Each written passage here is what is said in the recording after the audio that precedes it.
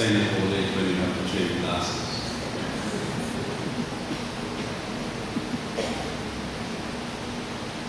Protocol accordingly established.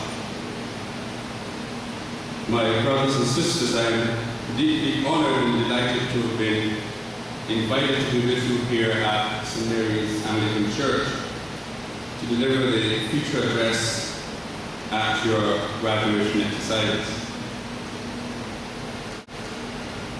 The late Bishop Goodridge and I shared many wonderful times, and I fought the tears manfully at the beginning of the service because I could feel his spirit.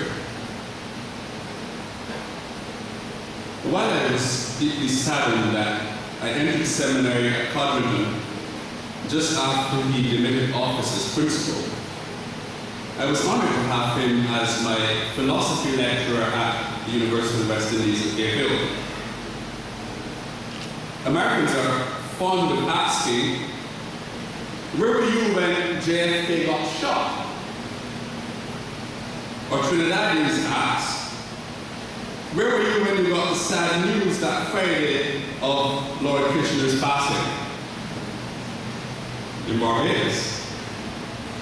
We ask, where were you when Tom died? My response will always be, I was sitting at Sehon's feet in philosophy class.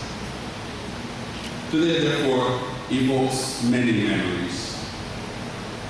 I remember being with him in St. Vincent to conduct a workshop on marriage and family therapy. I remember the jealousy which stirred inside of me as he got to dance with all of the beautiful young girls at the campus fest, and boy, could he dance. I knew I was a friend when I was invited to enjoy his evening ritual of sitting on the veranda as residents on campus and share his favorite meal of cheese and biscuits as the sun set. The moment being lubricated, of course, by a cold night's beer. I will ever cherish the memories of having the honor of celebrating the last Easter Day Mass over which he presided on this earth, at his home in Prior Park, with his beloved Janet present. It was also my duty and sad lot to preside over his final episcopal vesting and the Mass ritual and his funeral Mass. Our illustrious brother of blessed memory, Bishop Sehon, was a friend, supporter, advisor, confidant, teacher, and role model. In at least 3 countries, he was responsible for the formation of priestly identity for dozens of students. Permit me, therefore, to begin this address on the topic, the role of the Church in identity formation, the psychotheological perspective, where he would want me to begin in the area of philosophy. By the way, please don't let time fool you. I tend to speak very simply, so don't be insulted by my simplicity. Let me also make a second disclaimer, and it is that as I grow older, I tend to ramble. And so on occasion, I may drift off of the story. So someone just please poke me, pull me back in line.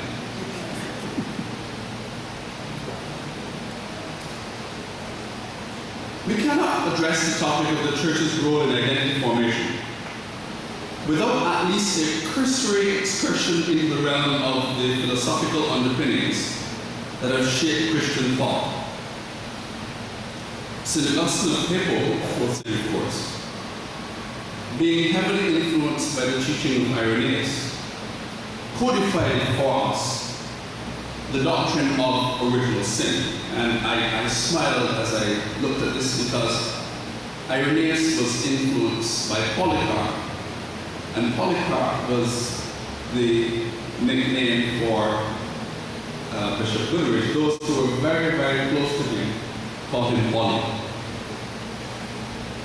This doctrine suggests that humans are born with an innate tendency to selfishness. Consequently, we must seek to be reborn and be influenced by the teachings of the Church in order to fight this natural tendency to act immorally.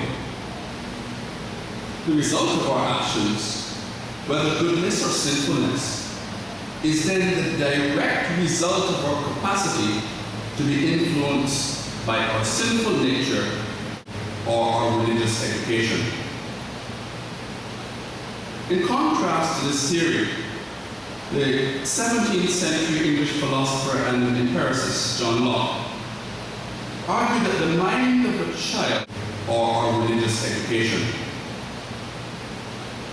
In contrast to this theory, the 17th century English philosopher and empiricist John Locke argued that the mind of a child was more like a tabula rasa,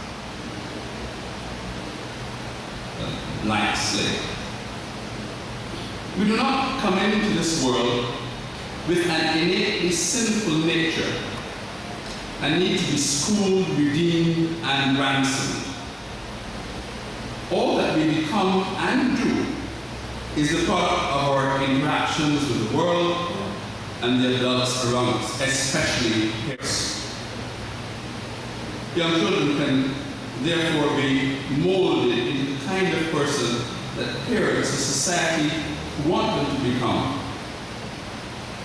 What we see, therefore, in the differences between adults is the product of early childhood experiences and the impact of the general environment, and not some inner struggle, not even between impulses and desires, or drives, as Freud later would suggest. Different still was the doctrine of innate goodness, proposed by 18th century Swiss philosopher. He claimed that all human beings are naturally good and seek out experience that help them grow.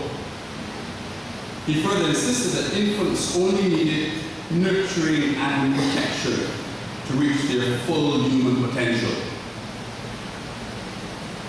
Good development outcomes happen when a child's environment refrains from interfering in her attempts to nurture her own development.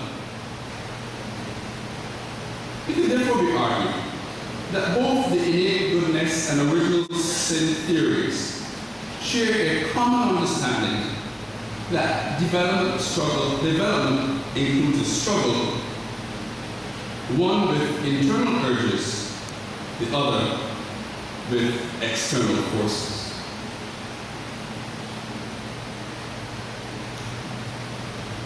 Developmental psychologists have also contributed to the question of how we develop an identity and how we grow to perceive ourselves. Since it cannot be disputed that we are impacted by all that we experience in the sense world and our emotional reaction to it, psychologists argue that in terms of human development, there are both critical and sensitive periods. By critical period, we mean that there may be specific periods in development when an organism is especially sensitive to the presence or absence of some particular kind of experience. A perfect example of this is the imprinting process by baby ducks who, in the first 15 hours of life, will follow any duck or a moving object, believing that object to be mother. Without the moving object, this aspect of their personality and development stagnates, and they do not develop a following response. If we expand this concept, human development, we equally argue for what is known as a sensitive period, which may be months or years. The period is critical, since the child is particularly responsive to some special event, stimuli, or experience. For example, in children, there is a clear oral phase or stage, usually birth to 1 year, where the world is explored through the mouth, and this takes on various forms. As you know, Freud placed significant value on these stages and the resultant impact on later life, especially if there is arrest in development at any stage. Erikson, Mary Ainsworth, Skinner, Pavlov all join in helping us to understand the stages of human development and identity formation.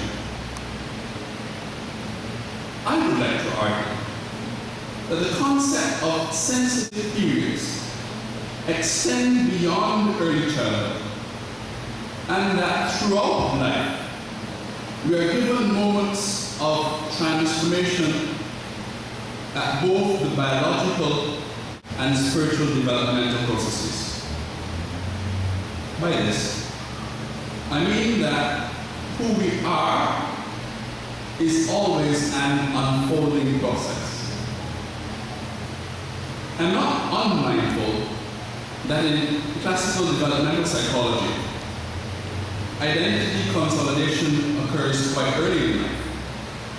But it is also true that there is a reworking of several issues from childhood at various stages of life. In simple terms, the argument may be posited that life gives us several chances to work through our unresolved issues at later stages. Over the years, the Church has mirrored developmental psychology by presenting parallel doctrines, rituals, and ceremonies around human development and Christian identity formation. While few persons in the academic and religious world still hold fast in an absolute way to the Augustinian doctrine of original sin, there has always in teaching and ritual been an acknowledgement of the capacity for human beings to fall short of the mark. By the way, that's the Jewish definition of sin. As well as set and achieve high standards of moral conduct. The then canon Sehon Goodridge preached, wrote, and taught largely during the Cold War period, during the Cuban Missile Crisis, and the days of the decline of the British domination in the region. He was forced to reflect upon the concept of liberation theology, post-emancipation struggles and independence, while he also saw our brothers and sisters in Latin America counter oppressive regimes. It was also the time of the Black Power movement and the emergence of new fledgling democracies in the region. He had to address the issues of the Church's response to how we forge an identity as a Caribbean community, especially after a failed attempt at a federation of nations.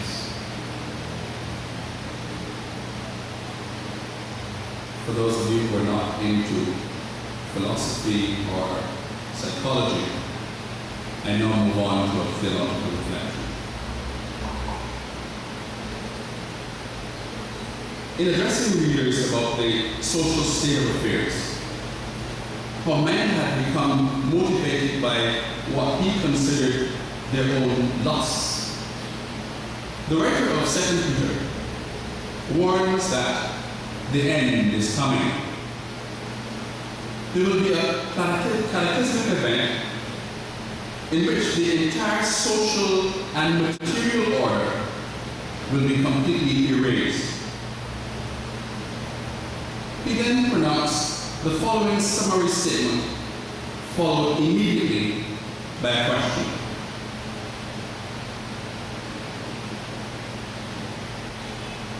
And I quote 2 Peter 3, part of verse 11.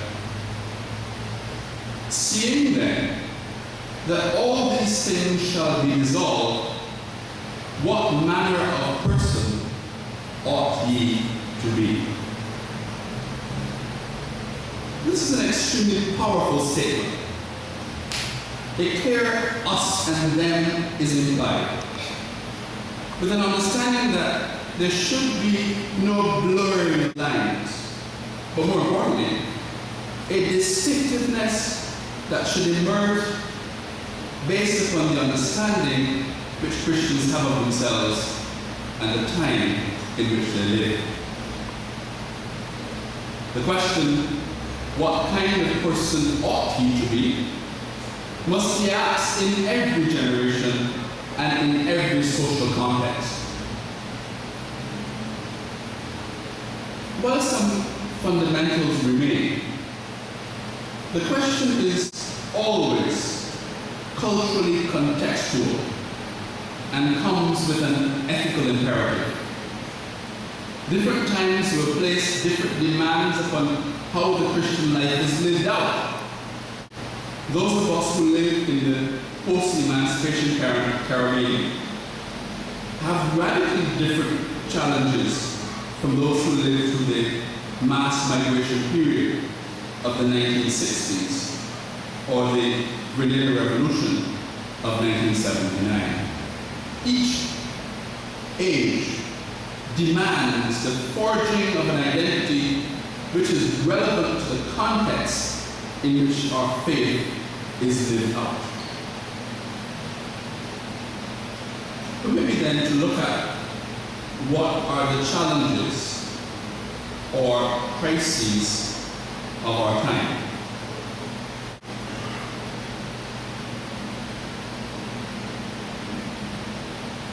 It is clear that life in our Caribbean context has changed and continues to change at an alarming rate. We struggle for an identity which is clearly our own, while daily we are bombarded by images from outside, which causes our people to become schizophrenic at best and insane at worst. The list of challenges to our identity as a Caribbean people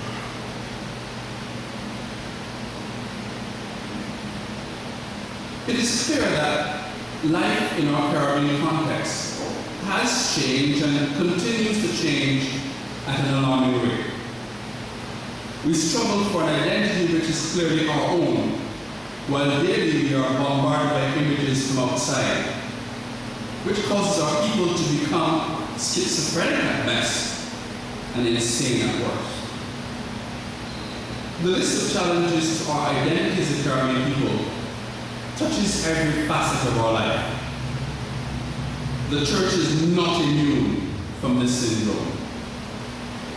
Many churches are springing up where leaders are preaching a gospel of prosperity or the adoration of the minister as a model of success to be followed. Permit me to list just a few of the issues which across the region are impacting the society and by extension citizens to such a degree that their psyche is collectively being altered or shaped. This is at times across generation, class, color, socioeconomic, and religious barriers. We have one of the highest infection rates of HIV and AIDS in the world after sub-Saharan Africa.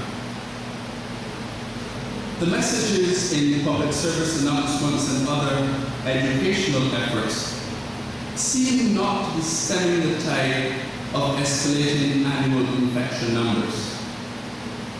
I argue that what is missing is an understanding of one of the major factors fueling this pandemic. And until we address the psychic pain with which people in our region live, and how their impaired self-preference feature in this process, we will not win the fight. Too many of our young people are searching for love, affection, and purpose for their life, that they end up making poor choices. They self-medicate by drinking excessive amounts of alcohol, smoking marijuana, and by the way, marijuana has now become something which is almost every day and is smoked by persons in every single profession. Having sex with multiple partners and other risky behavior, all to dull the pain of life.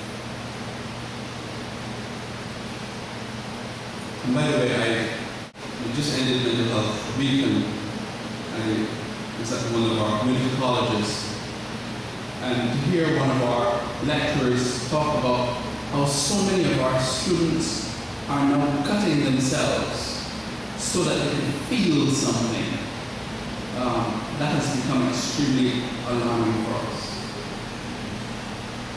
At no time in our history as a people have persons struggled so publicly with their sexual identity.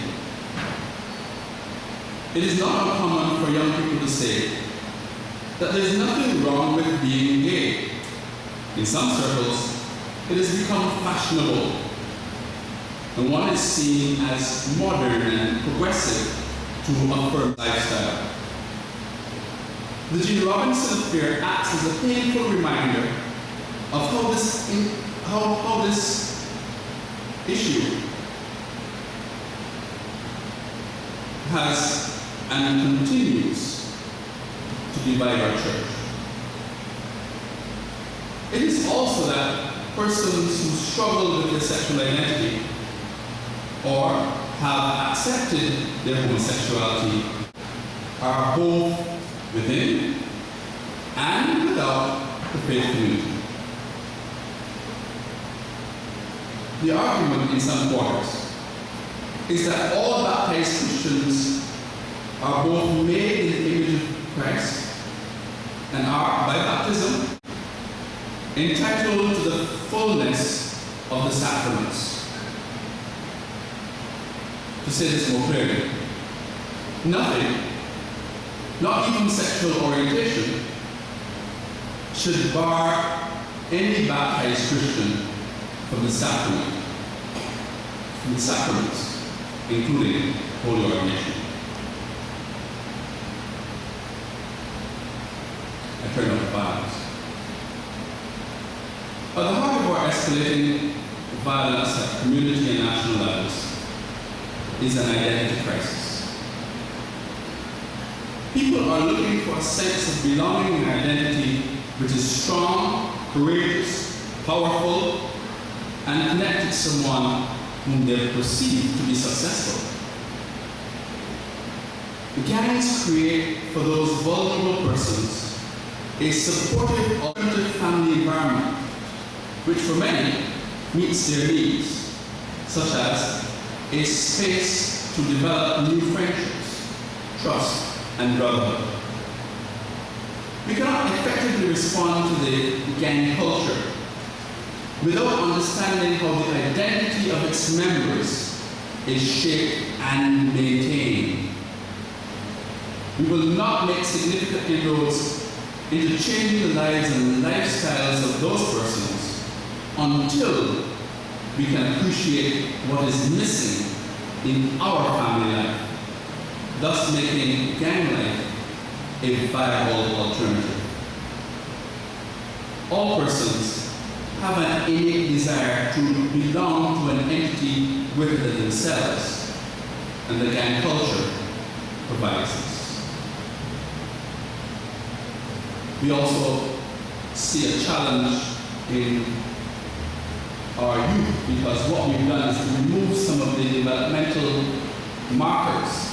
There was a time when children had to wear short pants before they could wear long pants, and you knew you were becoming a man when you could wear long pants, or as was the case in Barbados, when you could walk into the round shop and stand with the men.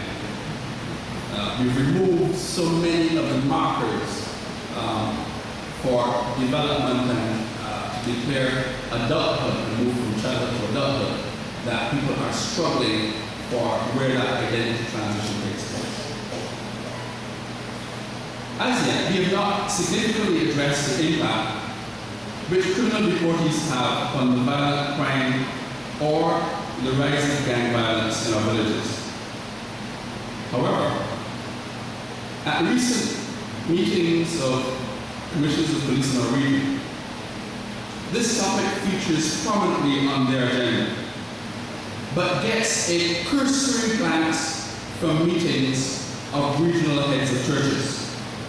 It is sad that nature abhors a vacuum, but since this is true, our failure to successfully address issues of poverty, societal detachment, and pain of our youth creates a fertile breeding ground for what we sociologically call an alternative culture.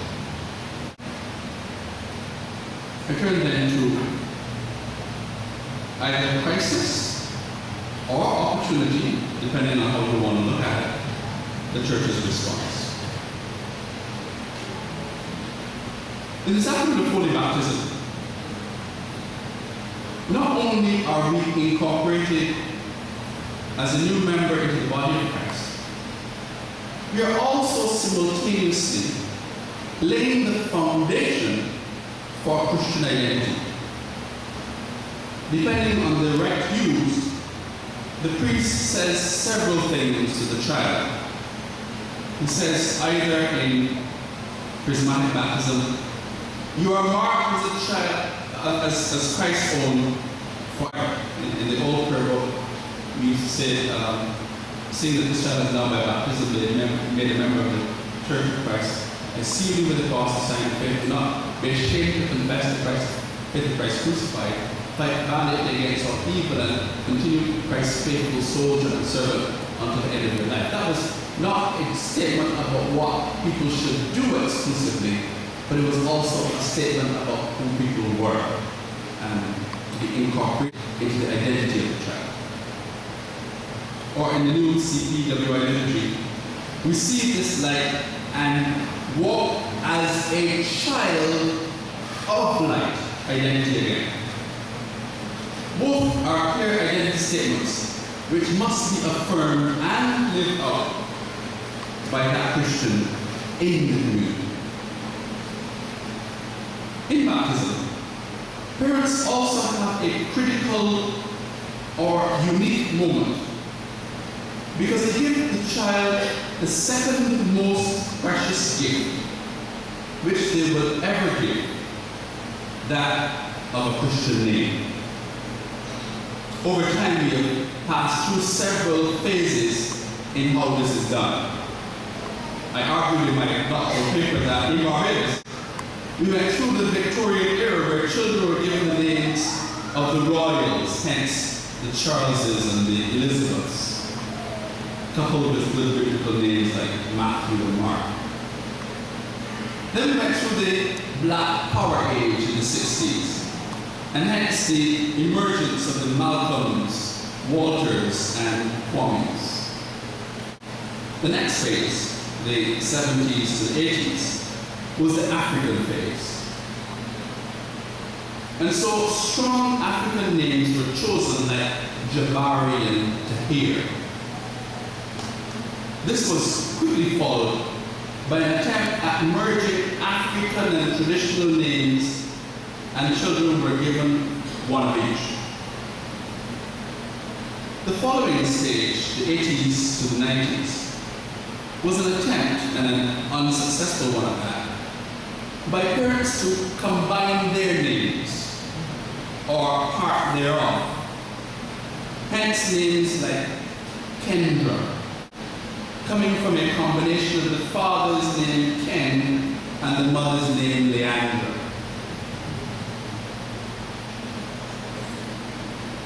Sometimes I thank God I'm not a part priest anymore. Because calling some of these names can really cause you to bite your tongue.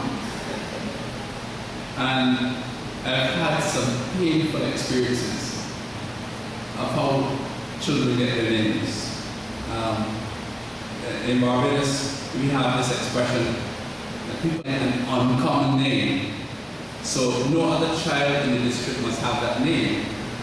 But what is also true is that the child goes to school and the poor teacher can't spell it. So we end up with people spelling their name incorrectly until they're over 25. In the past 10 to 15 years, there has been a return to both traditional and surprisingly biblical names. In simple terms, the reason why these cycles have been occurring is pellucid. As a people coming out of slavery, we have not as yet evolved a strong naming system, and we are grappling for a methodology which we can call our own. And so we borrow from other peoples and cultures. St. Luke records for us the birth narrative of John the Baptist, and embedded in it is a clear sense of a naming tradition among the Jewish people. Luke chapter 1, verses 57 to 66. Let me just read this very, very quickly for you to refresh your memory. Elizabeth's full time came that she should be delivered and she brought forth a son. And the neighbors and cousins heard how the Lord had showed great mercy upon her, and they rejoiced with her. And it came to pass that on the 8th day they came to circumcise the child, and they called him Zacharias, after the name of his father. And his mother answered and said, "Not so, but he shall be called John." And they said unto her, listen to this, "There is none of thy kindred that is called by this name." And they made sign to the father how he would name him, and he asked for a tablet and wrote, "His name is John." And they all marveled. And his mouth was open, his tongue loose, etc. And I've preached on this text dozens of times, and I use as the opening of my sermon this line, the last sentence in verse 66. "What manner of child shall this be?" We're still struggling to find a naming tradition that is definitively our own. But the church does not help us in this most sacred of acts, in which we convey to the child a sense of connection to his family or past, and a sense of promise or hope for the future. Through this teaching moment, we must remind the faithful that we are God's work of art, and that we have been imbued with the very stamp of the Imago Dei.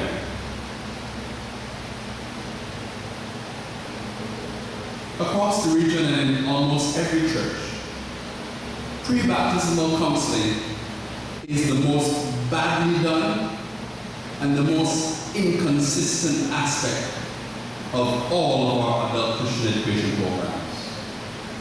No wonder our children are struggling to figure out who they are.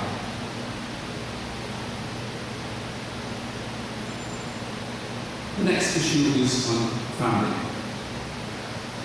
The systematic disintegration of the family unit across the region is at the heart of many of our social ills. Marriages are breaking up at an alarming rate, with homes left in shambles, and the only persons benefiting from this are the attorneys.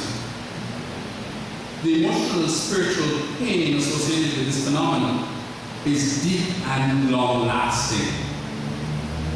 While research into this phenomenon is poor or paltry at best, those of us in the field as family counselors know that there are at least 3 major reasons for marital breakdown. These reasons are communication, money, and attachment. But if we go beyond the potentially inexhaustible list of reasons, there is a single common factor called identity, which surfaces repeatedly. If, for example, the source of the breakup is money, then its roots has to be, who am I in relation to money? Do I see money as a power tool and a source of leverage or control? Or what is my history to it? If it is sex, then the question has to be, or must be for us, what is my sexual identity and history? And how do I relate to the sexual identity of another person, especially another person with whom I'm bonding?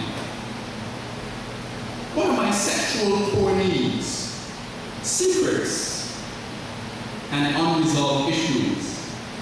And am I secure enough to share them with my significant other? That's a long lecture, which will take several days. Clinically, in family systems theory, we argue that unresolved issues in family of origin get played out in family of cooperation as people seek resolution to these issues. Since this is true, the myriad of problems coming out of our dysfunctional family structures are significantly impacting marriages. With this blatant evidence before us, premarital counseling may be the second weakest aspect of all of our adult Christian education programs. We fail to help people transition from one Christian identity state to another. Premarital counseling offers an ideal opportunity for Christian identity formation, and yet is one of the areas across denominations which can only be given a failing grade for our efforts. The use of the social science disciplines, especially psychology, can enrich this spiritual developmental moment immensely. We cannot, as a church, either abdicate our responsibility to these persons or ignore the mounting evidence for us to do better.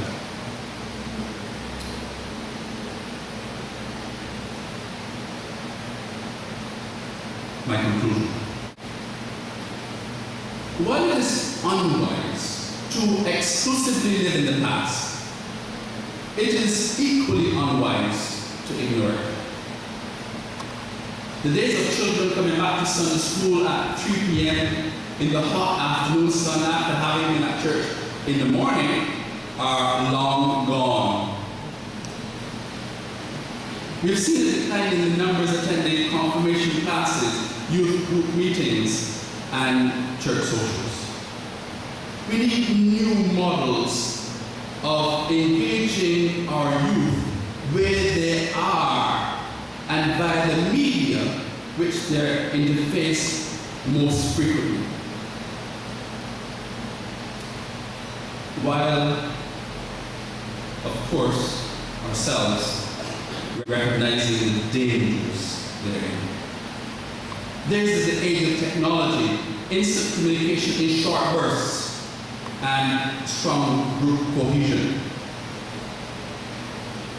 Now that we have lost this triple helix of home, church, and school for inculcating societal values and religious identity, I therefore posit the view that currently there is no other institution more perfectly poised to instill a healthy identity than the Christian church.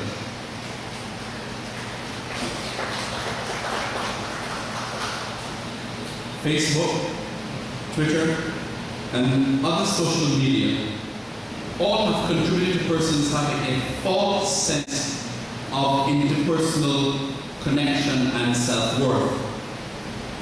It is not uncommon to hear often young people say, I have 500 friends on my account.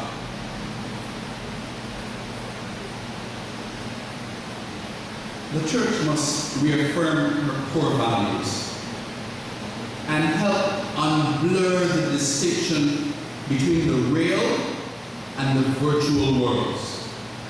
We must fight against the new technological enslavement of our people, in which their identity is being stolen or subsumed as they are recolonized by the cybermaster.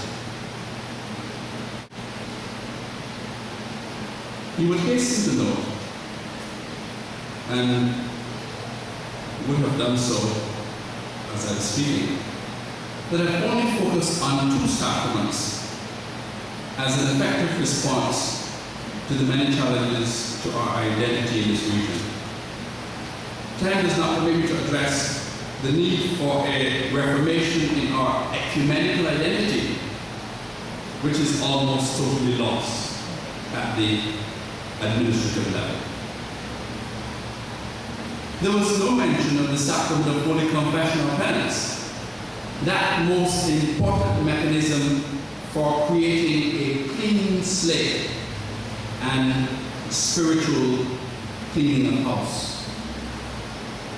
I've also sidestepped the vexing issue of a Caribbean church identity in terms of liturgy, especially music.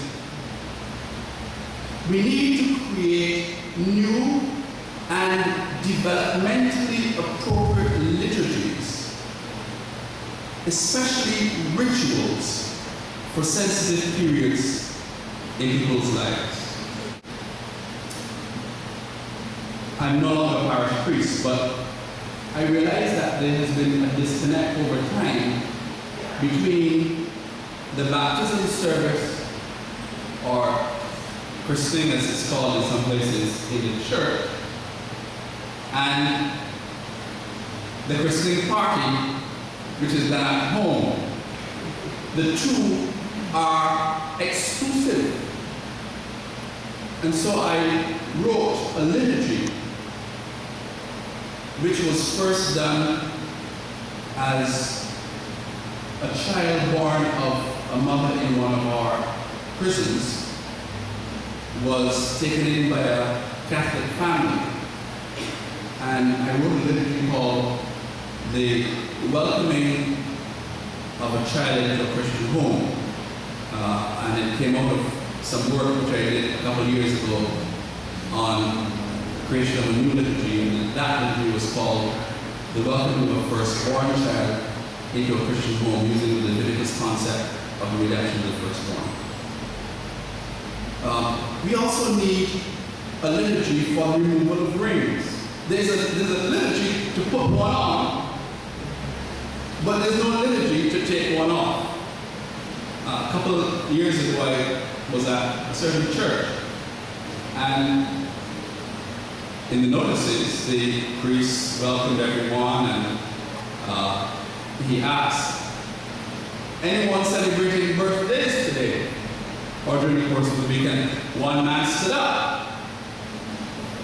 Then he asked, anyone celebrating wedding anniversaries? And the same man stood up. And I smiled because a couple of minutes earlier, the priest had just expressed sympathy on behalf of the entire parish because the man's wife had died. He still saw himself as married, or married once in life. Dr. Rock would call him a good Catholic. But people have difficulty transitioning and beginning a new relationship with that ring, that symbol still there, connecting them to someone who's no longer in their life. And I wrote then that liturgy for the removal of a ring. There's need for a liturgy at the time of puberty, where a child moves from child to adulthood and becomes a co-creator with God, potentially. Or a liturgy at the time of menopause, when that gift is ceasing and identity is changing. And so there is room for these liturgies at what I call sensitive periods. Quite often, it is possible to hear those who are not affiliated with any living faith, even some of our nominal members, proudly identifying themselves as not being Christian, but spiritual, independent of a schema of self-denial and self-giving. This is the new buzzword in the 21st century. As you graduate and give expression to the knowledge gained, you will be at the forefront and the front line of Christian identity formation and transformation. Even in the midst of our economic, social, and political reality, the Church in the province of the West Indies needs to ask the question, what kind of Christian is needed for this 21st century Caribbean? And what is the best crucible in which this molding could take place? It must be a deliberate and evidence-based response. The divine fiat is as clear today as it was almost half a century ago. God is saying to us, fashion me a people. God bless you.